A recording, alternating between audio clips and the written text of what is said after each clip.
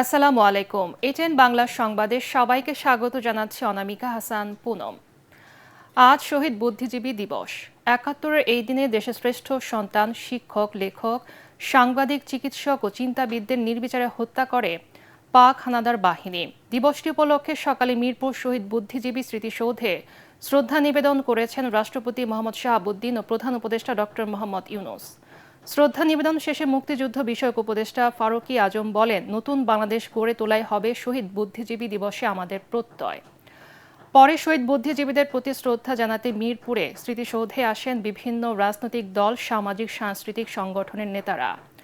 শহীদ বেদিতে পুষ্পস্তবক অর্পণের মাধ্যমে জাতির সূর্য সন্তানদের শ্রদ্ধার সাথে স্মরণ করেন সবাই। তাদের প্রত্যাশা, দেশের জন্য শহীদদের ত্যাগ বৃথা যেতে দেওয়া হবে না। নতুন বাংলাদেশ তো জনগণ তৈরি করবে, এটা জনগণের অবস্থান থেকে জনগণের পার্টিসিপেশনে নতুন বাংলাদেশ গড়ে উঠবে। সামনে তো একটা নির্বাচন আসছে, সেই নির্বাচনে জনগণ অংশ নেবে, আনন্দ উৎসবের সাথে অংশগ্রহণ করবে এবং তার পরবর্তী পর্যায়ে জনগণের মতামতের ভিত্তিতে যে সমস্ত সরকার আসবে বাংলাদেশে আগামী ভবিষ্যতে, তার জন্য একটা জুলাই সনদ হয়েছে, তারই ভিত্তিতে নতুন বাংলাদেশ গড়ে উঠবে। আগামী জাতীয় নির্বাচনকে স্বাধীনতার পক্ষ বিপক্ষের শক্তির লড়াই বলে মন্তব্য করেছেন বিএনপি মহাসচিব মির্জা ফখরুল ইসলাম আলমগীর। তিনি বলেন, যারা বাংলাদেশের জন্ম ও স্বাধীনতা চায়নি, জনগণ কখনোই তাদের গ্রহণ করবে না। শহীদ বুদ্ধিজীবী দিবস উপলক্ষে রাজধানীর ডিপ্লোমা ইঞ্জিনিয়ার্স ইনস্টিটিউট মিলনায়তনে মুক্তিযোদ্ধা দলের আলোচনা সভায় মির্জা ফখরুল এসব কথা বলেন। এ সময় তিনি অভিযোগ করেন, পতিত ফ্যাসিবাদী শক্তি জাতীয় নির্বাচনকে সামনে রেখে দেশে অস্থিতিশীলতা সৃষ্টির জন্য প্রার্থীদের উপর হামলা ও সন্ত্রাসের পথ বেছে নিয়েছে। ২৫ ডিসেম্বর দলের ভারপ্রাপ্ত চেয়ারম্যান তারেক রহমান দেশে ফিরলে অতীতের যে কোনো নেতার চেয়ে সর্বোচ্চ সংবর্ধনা পাবেন বলে আশাবাদ জানান বিএনপি মহাসচিব। এজন্য নেতা কর্মীদের প্রস্তুতি নেওয়ার আহ্বান জানান মির্জা ফখরুল। এইবারকার নির্বাচন কিন্তু দুটো শক্তির মধ্যে নির্বাচন। একটা শক্তি হচ্ছে বাংলাদেশের পক্ষের শক্তি, এই শক্তি হচ্ছে উদার গণতন্ত্রের পক্ষের শক্তি। উদারপন্থী গণতন্ত্রকে রাখবো নাকি সেই পেছনে পড়া যারা আমাদেরকে সবসময় বিভ্রান্ত করতে চায় ধর্মের কথা বলে, সেটার দিকে যাব।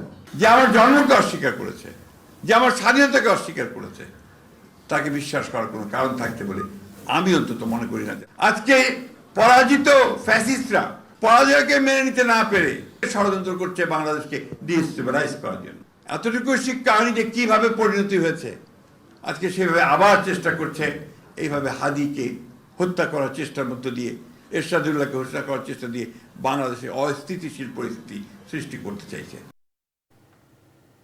দুর্বৃত্তের গুলিতে আহত হয়ে এভারকেয়ার হাসপাতালে চিকিৎসাধীন ইনকিলাব মঞ্চের মুখপাত্র ওসমান হাদির অবস্থা অপরিবর্তিত রয়েছে।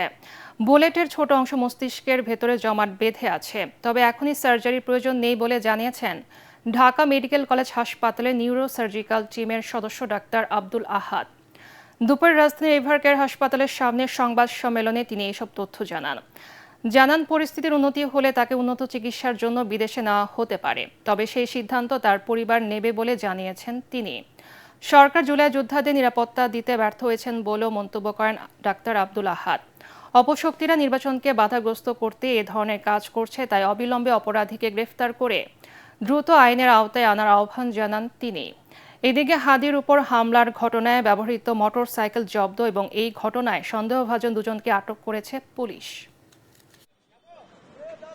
তার ব্রেনের যে কন্ডিশনটা সেটা অপরিবর্তিত রয়েছে এবং সেই পরিস্থিতিতে যে ব্রেনের স্টেমে যে ইনজুরিটা ছিল সেটা মারাত্মকভাবে ক্ষতিগ্রস্ত হয়েছে এবং ব্রেনে ইস্কেমিয়া আমরা দেখেছি যে অক্সিজেন স্বল্পতা যেটা আমরা লক্ষ্য করেছিলাম সেটা আরও প্রমিনেন্ট হয়েছে। নরএড্রেনাল ওষুধের সাপোর্টে সে লাইফ কন্টিনিউ করছে, তার হার্টবিটটা কন্টিনিউ করছে। এখনও নরেট চলছে, তবে প্রথমে শুরুতে যেরকম নরেট বেশি মাত্রায় পাচ্ছিল এখন সেটা কমিয়ে আসছে এবং অল্প পরিমাণ নরেটে সে রেসপন্স করছে। ওসমান হাদির হামলাকারীদের ধরতে সরকার সর্বোচ্চ চেষ্টা করছে বলে জানিয়েছেন তথ্য সম্প্রচার মন্ত্রণালয়ের নতুন উপদেষ্টা সৈয়দা রিজওয়ানা হাসান। সকালে নিজ দপ্তরের কর্মকর্তাদের সঙ্গে মতবিনিময় সভায় সাংবাদিকদের প্রশ্নের জবাবে তিনি কথা বলেন।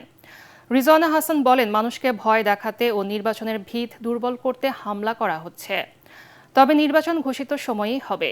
সরকার জনগণকে সাথে নিয়ে নির্বাচনের মাধ্যমে এ ধরনের হীন, কাপুরুষিত ও চক্রান্তমূলক আক্রমণের সঠিক জবাব দেবে।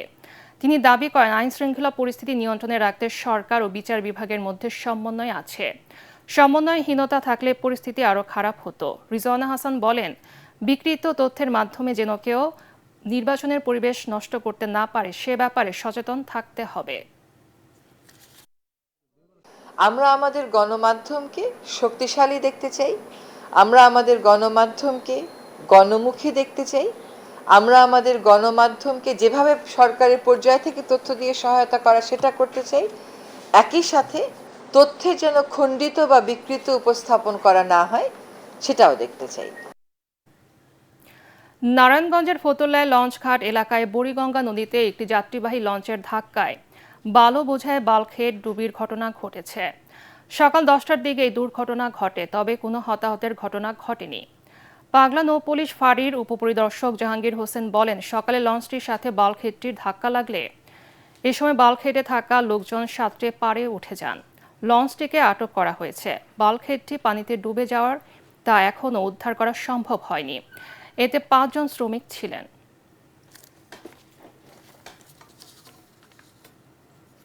পরবর্তী সংবাদ দেখার আমন্ত্রণ জানিয়ে এখনকার মতো শেষ করছি। ATN বাংলার সংবাদ ইউটিউবে দেখতে ব্রাউজ করুন /ATN বাংলা নিউজ। ধন্যবাদ সবাইকে।